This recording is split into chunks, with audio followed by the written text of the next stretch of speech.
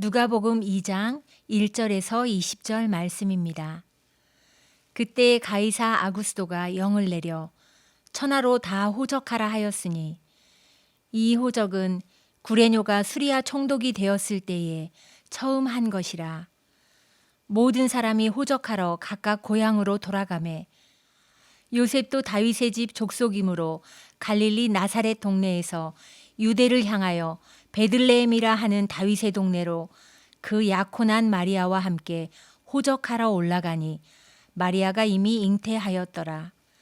거기 있을 그때에 해산할 날이 차서 첫 아들을 낳아 강보로 싸서 구유에 뉘었으니 이는 여관에 있을 곳이 없음이러라. 그 지역의 목자들이 밤에 밖에서 자기 양떼를 지키더니 주의 사자가 곁에 서고 주의 영광이 그들을 두루 비추매 크게 무서워하는지라. 천사가 이르되 무서워하지 말라. 보라, 내가 온 백성에게 미칠 큰 기쁨의 좋은 소식을 너희에게 전하노라. 오늘 다윗의 동네에 너희를 위하여 구주가 나셨으니 곧 그리스도 주시니라. 너희가 가서 강보에 쌓여 구유에 뉘어 있는 아기를 보리니 이것이 너희에게 표적이니라 하더니 호련히 수많은 천군이 그 천사와 함께 하나님을 찬송하여 이르되 지극히 높은 곳에서는 하나님께 영광이요 땅에서는 하나님이 기뻐하신 사람들 중에 평화로다 하니라. 천사들이 떠나 하늘로 올라가니 목자가 서로 말하되 이제 베들레헴으로 가서 주께서 우리에게 알리신 바 이 이루어진 일을 보자 하고 빨리 가서 마리아와 요셉과 구유에 누인 아기를 찾아서 보고 천사가 자기들에게 이 아기에 대하여 말한 것을 전하니 듣는 자가 다 목자들이 그들에게 말한 것들을 놀랍게 여기되 마리아는 이 모든 말을 마음에 새기어 생각하니라. 목자들은 자기들에게 이르던 바와 같이 듣고 본 그 모든 것으로 인하여 하나님께 영광을 돌리고 찬송하며 돌아가니라. 아멘. 주님의 교회 성도 여러분들에게 평화의 인사를 전합니다. 우리는 지난 주간 고난주간과 부활주일을 보내었습니다. 같은 장소에서 예배를 드리지 못했지만 각자 처한 상황에서 하나됨을 이루는 시간이었습니다. 오늘부터 우리는 부활주일을 보내고 다시 누가복음 본문으로 돌아가서 하나님의 말씀을 묵상하고 나누려 합니다. 오늘부터 수요일까지 우리는 사흘간 누가복음 2장을 세 단락으로 구분하여 묵상하고 나누겠습니다.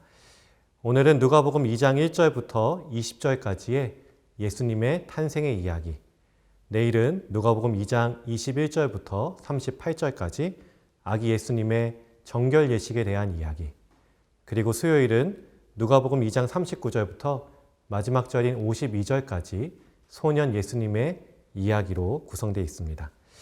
누가복음 2장은 예수님의 탄생과 아기 예수님, 그리고 소년 시절의 예수님의 이야기까지 예수님이 태어나셔서 또 어린 예수, 또 소년 예수의 세 가지 중요한 이야기를 중심으로 구성되어 있습니다.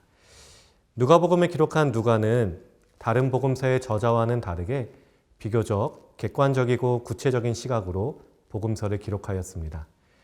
누가는 2장 1절과 2절에서 두 명의 정치 지도자의 이름을 언급하는데요. 1절에서는 가이사 아구스도, 또 2절에서는 수리아 총독이었던 구레뇨입니다. 가이사 아구스도는 주전 27년부터 주후 14년까지 로마를 통치한 로마의 초대 황제였던 아우구스투스입니다. 아구스도가 로마를 통치하던 시기는 로마는 정치적으로나 문화적으로나 또 군사적으로나 가장 번성한 때였습니다. 로마의 황제였던 아구스도가 칙령을 하나 내리는데요. 이 영은 로마의 통치 아래에 살고 있는 사람들의 세상 전체에게 적용되는 것이었습니다. 그 명령은 호적 신고를 하라는 것입니다. 로마의 지배 아래에 있는 모든 지역에서 살고 있는 사람들은 황제의 명령을 따라서 호적 신고를 해야 했습니다. 역사학자들은 아구스도 황제가 호적을 신고하라는 명령, 즉 나라 전체적으로 인구 조사를 실시하라고 했던 이 명령은 그의 통치 기간 중 모두 3번이었다라고 말합니다. 기원전 28년과 기원전 8년, 그리고 기원 후 14년경에 3번의 인구조사가 시행되었습니다. 우리나라에서도 역사를 보면 사만 시대부터 인구조사가 시작됐고, 이후 삼국시대와 고려시대, 그리고 조선시대에도 호구조사라는 명칭으로 인구조사가 이뤄져 왔습니다. 우리나라에서 근대적 형식으로 인구조사를 시작한 것은 1925년부터인데요. 이때부터 지금까지 매 5년마다 인구조사가 이뤄지고 있습니다. 가장 최근에는 2015년도에 인구주택 총조사가 있었고요. 2020년인 올해에도 인구주택 총조사가 발표될 예정입니다. 성경에서 처음 인구조사가 이뤄졌던 내용은 민수기 1장에서 나옵니다. 모세는 출애굽한 이스라엘 백성들을 이끌고 가나안으로 향하다가 이스라엘의 온 회중의 수를 남자의 머릿수대로 세어보라는 명령을 각 지파에게 내립니다. 모세는 전쟁에 나갈 수 있는 사람들의 숫자를 확인하고 또 각 지파에서 지도자를 세울 목적으로 인구조사를 시행했습니다. 아구스도 황제가 예수님의 탄생 전에 인구조사를 명령한 것도 재정과 징병 때문이었습니다. 사람들에게 세금을 부과하기 위해서 각 지역에 사는 사람들이 몇 명인지 확인하고 또 전쟁에 나갈 수 있는 사람들은 몇 명인지를 파악해 보려 했던 것이죠. 오늘 본문 2장 2절에서는 황제의 명령을 따라 수리아의 총독이었던 구레뇨가 로마의 통치를 받고 있었던 이스라엘 땅의 사람들의 호적을 실시하였다라고 말합니다. 2절에서 처음 한 것이라는 이 표현을 이해하기 위해서는 약간의 해석이 필요합니다. 개역개정 성경에서 번역한 처음 한 것이라 이 표현은 마치 구레뇨 총독이 호적이라는 것을 역사적으로 처음 시행한 사람처럼 이해하게 만듭니다. 그러나 NASB나 NLT 같은 영어 성경에서는 이 호적은 구레뇨가 총독으로 있을 때 시행했던 첫 번째 인구조사라고 번역을 했습니다. 이에 따르면 구레뇨는 수리아 총독으로 있을 때 최소한 2번의 인구조사를 시행했다라고 볼 수 있는 것이죠. 예수님의 탄생이 기록되어 있는 마태복음과 또 누가복음을 비교할 때 마태복음에는 예수님이 태어날 때 인구조사가 시행했다는 이야기는 나오지 않습니다. 누가복음에만 인구조사 이야기가 나오는데요. 누가복음을 기록한 누가는 예수님의 탄생 때 구레뇨의 첫 번째 인구조사가 있었고 누가가 기록한 또 다른 성경인 사도행전 5장 37절에서 두 번째 인구조사가 있었던 이야기를 하고 있습니다. 어쨌든 성경은 나사렛에 살던 요셉과 마리아가 어떠한 이유로 요셉의 고향이었던 베들레헴으로 가게 되었는지 또 다윗의 동네인 베들레헴에서 메시아가 날 것이라는 이 성경의 예언에 따라 어떻게 예수님이 베들레헴에서 태어나게 되었는지를 설명하고 있습니다. 다시 말해 로마 황제가 과세와 징병을 목적으로 시행했던 인구조사가 결국에는 성경의 예언을 성취하기 위한 도구로 사용되었던 것입니다. 요셉과 마리아는 호적 신고를 하라는 명령이 있지 않았다면 절대로 고향인 베들레헴으로 가지 않았을 것입니다. 요셉과 마리아는 나사렛에서 조용히 머물다가 그곳에서 아기를 낳았을 것입니다. 왜냐하면 요셉과 마리아는 약혼만 한 사이였음에도 마리아가 임신을 했고 곧 아기를 낳을 정도로 배가 불러왔기 때문이죠. 결혼하지 않은 남녀 사이에서 아이를 임신한다는 것은 그 당시 수치스러운 일이었습니다. 그나마 나사렛에서는 요셉과 마리아가 사람들의 따가운 시선을 견디면서 지낼 수 있었겠지만 고향인 베들레헴에서는 이야기가 달라집니다. 베들레헴에 있었던 집안의 어른들은 아마 요셉과 마리아가 아기를 임신한 채 내려오면 가문의 이름에서 지어버리겠다라고 했을 것입니다. 어쩌면 요셉과 마리아가 베들레헴에 도착해서 묵을 곳을 찾지 못했던 것은 호적을 하기 위해 여기저기서 고향을 찾아온 사람들이 많이 있었기 때문일 수도 있지만 요셉과 마리아를 수치의 대상으로 여기고 누구도 집 안으로 받아들이지 않았기 때문이었을 수도 있습니다. 요셉과 마리아는 세상을 구원할 메시아이신 예수님의 부모가 되는 영광을 얻었지만 인간적인 눈으로 보면 율법을 어긴 자들이었고 수치의 대상일 뿐이었습니다. 요셉과 마리아는 베들레헴으로 갈 생각이 없었지만 하나님은 황제의 호적 명령을 통해서 하나님의 예언을 성취하셨습니다. 이처럼 하나님의 방법과 역사는 우리의 생각으로는 모두 이해할 수 없습니다. 로마 황제가 호적을 시행하지 않았다면 예수님은 나사렛의 어느 마을에서 태어나셨을 것입니다. 베들레헴에 도착한 요셉과 마리아는 밤을 지낼 곳과 아이를 낳을 곳을 찾았지만 그런 곳을 구할 수 없었죠. 성경은 오늘 본문 7절에서 여관에 있을 곳이 없던 요셉과 마리아는 어디선가 아이를 낳았고 그 아이를 강보로 싸서 가축들에게 먹이를 담아주는 큰 통인 구유에 누이었다고 말씀을 합니다. 영원하신 하나님의 아들이신 예수님께서 이 세상을 구원할 메시아이신 예수님께서 유대의 작은 마을의 어느 가축 우리에서 태어나셨습니다. 누가복음 1장에서는 세례 요한의 출생 장면이 나오는데요. 누가복음 1장 57절과 58절에는 이렇게 기록되어 있습니다. 엘리사벳이 해산할 기한이 차서 아들을 낳으니 이웃과 친족이 주께서 그를 크게 긍휼히 여기심을 듣고 함께 즐거워하더라. 세례 요한은 믿음의 명문 집안에서 태어났으며 그가 태어날 때 이웃과 친족들이 함께 찾아와 요한의 출생을 기뻐하였습니다. 요한은 유대 민족의 중심에서 태어났습니다. 그러나 이와 대조적으로 예수님은 평균적인 사회의 지위를 가진 아빠, 엄마 사이에서 태어났습니다. 여러 친족들이 그의 출생을 함께 기뻐해 주지도 않았습니다. 오히려 예수님은 동물들 사이에서 태어나셨습니다. 하지만 누가복음 2장 13절에서는 예수님의 탄생을 축하하는 수많은 천군이 있었다라고 말씀을 합니다. 역시나 하나님은 외모를 보는 분이 아닙니다. 또 외모를 통해 일하시는 분도 아닙니다. 예수님은 너무나 평범한 가정에서 태어나셨고 사람들의 시선과는 멀리 떨어진 곳에서 태어나셨습니다. 그러나 예수님의 탄생은 모든 피조물을 위한 축복이었고 온 우주를 뒤흔드는 가장 역사적인 사건이었습니다. 누가복음 2장 11절 말씀을 읽어보겠습니다. 오늘 다윗의 동네에 너희를 위하여 구주가 나셨으니 곧 그리스도 주시니라.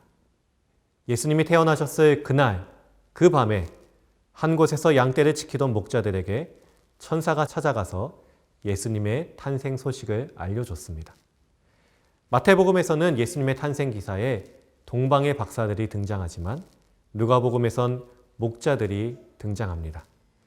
지극히 평범한 사람들에게 온 세상이 뒤집히는 거대한 소식이 전해졌던 것입니다. 천사를 보고 무서워하는 목자들을 향해 천사는 무서워하지 말라며 온 백성에게 미칠 큰 기쁨의 좋은 소식을 전한다고 말합니다. 조금 전에 읽은 11절 말씀은 좋은 소식, 곧 복음의 내용입니다. 오늘 다윗의 동네에 너희를 위하여 구주가 나셨으니 곧 그리스도 주시니라. 여러분, 이 짧은 구절 속에 담긴 내용은 어마어마합니다. 목자들은 천사의 말을 듣고도 그 말을 모두 이해하지는 못했을 것입니다.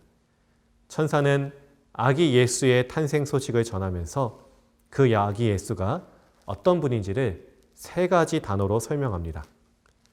구주와 그리스도, 그리고 주입니다. 먼저 구주라는 말씀은 예수님이 구원자라는 의미입니다. 예수라는 이름의 뜻은 자기 백성을 그들의 죄에서 구원할 자입니다. 구주이신 예수님은 십자가에 달려 죽으셨다가 다시 사심으로 죄의 열매인 사망을 꺾으시고 영원한 생명을 우리에게 주셨습니다. 두 번째, 그리스도는 예수님이 메시아란 의미입니다. 예수님은 로마의 압제에서 이스라엘을 구원하실 뿐만 아니라 하나님 나라의 왕으로서 우리를 통치하시고 다스리시는 분입니다. 세 번째, 주는 예수님이 곧 하나님이시라는 의미입니다. 예수님의 출생은 초라해 보였지만 그는 만왕의 왕이시며 만유의 주인이셨습니다. 주님의 교회 성도 여러분, 만왕의 왕이시고 메시아이시며 우리의 구원자이신 예수님의 탄생은 영광스러운 소식이었고 온 인류에 미칠 큰 기쁨의 좋은 소식이었습니다. 예수님의 탄생은 특별한 사람들만을 위한 것이 아니었습니다. 권력을 가진 사람들이나 지식이 있는 사람들만 알 수 있고 들을 수 있는 소식도 아니었습니다. 예수님의 이야기는 평범한 사람들을 통해서 이루어졌고 양떼를 돌보는 목자들처럼 우리 주변에서 쉽게 볼 수 있는 사람들을 통해서 그 이야기가 전해졌습니다. 예수님의 이야기는 나만 알고 있어야 하는 비밀 이야기가 아닙니다. 또 사회적 지위가 높은 사람들만 다룰 수 있는 고급 정보도 아닙니다. 예수님의 이야기는 누구나 알 수 있고 누구나 들을 수 있는 이야기였습니다. 예수님은 태어나셨을 때부터 그가 죽으시고 부활하실 때까지 또 부활하셔서 40일 동안 이 땅에 계시다가 하늘로 올라가실 때까지 예수님은 언제나 평범한 사람들과 함께 하셨습니다. 예수님은 그의 사역을 위해서 권력자들을 찾아가지 않으셨고 그의 인기를 위해 여론을 사용하지 않으셨습니다. 예수님은 평범한 사람들을 통해 태어났고 평범한 사람들의 축하를 받았습니다. 예수님의 탄생과 그분의 사역 그리고 그분의 관심은 언제나 평범한 사람들을 향해 있었습니다. 그럼에도 오늘날 예수님을 따르는 사람들 가운데 외모를 중요하게 생각하는 사람들이 많이 있어 보입니다.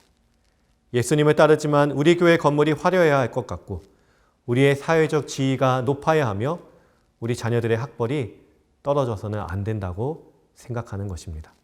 사실 우리 믿음의 초심의 모습은 예수님과 닮았을 수 있습니다. 우리가 예수님을 만난 그때는 우리의 힘이 강하지 않았고 우리의 위치가 높은 곳에 있지 않았습니다. 우리는 한없이 약할 때에 예수님을 만났고 낮고 낮은 곳에 있을 때 그곳까지 찾아와 주셨던 예수님의 손길을 붙잡았습니다. 그러나 평범한 사람들의 구원자로 오신 예수님의 모습은 어느새 우리 기억에서 점차 희미해지고 세상에서 인정받고 높아지는 것이 예수님의 길이라고 착각하며 살아갈 때가 참 많이 있습니다. 사랑하는 주님의 교회 성도 여러분, 지난 주간 우리는 고난 주간을 보내고 예수님의 죽음과 부활을 다시 묵상했습니다. 예수님의 길은 이 세상의 길과 달랐고 예수님의 방식은 세상에서 원하는 스타일과 달랐습니다. 예수님은 사람들의 환호를 들으며 예루살렘으로 들어오셨지만 사람들의 저주를 들으며 십자가에서 못 박히셨습니다. 오늘 하루 주님과 함께 큐티 말씀을 묵상하면서 내가 얼마나 예수님과 다른 방식으로 이 세상을 바라보고 예수님과 다른 시선으로 다른 사람들을 대하고 있는 줄을 볼 수 있기를 원합니다. 예수님의 탄생은 하늘의 천군 천사들이 모두 찬양하는 영광스러운 사건이었지만 이 땅에서는 아주 작고 평범한 사람들 가운데서 일어난 조그만 일이었을 뿐입니다. 우리 사회에서 평범하지만 나를 내어주고 섬김으로써 예수님을 드러내는 저와 주님의 교회 성도 여러분이 될 수 있기를 원합니다. 겉으로 드러나는 잠시 동안의 화려함을 따르기보다 탄생부터 죽음과 부활까지 같은 길을 걸어가셨던 예수님처럼 겸손하게 우리에게 주어진 생명의 길을 걸어갈 수 있기를 원합니다. 오늘 하루 주님과 함께 그 길을 걸어가는 성도 여러분이 되기를 주님의 이름으로 간절히 축원합니다.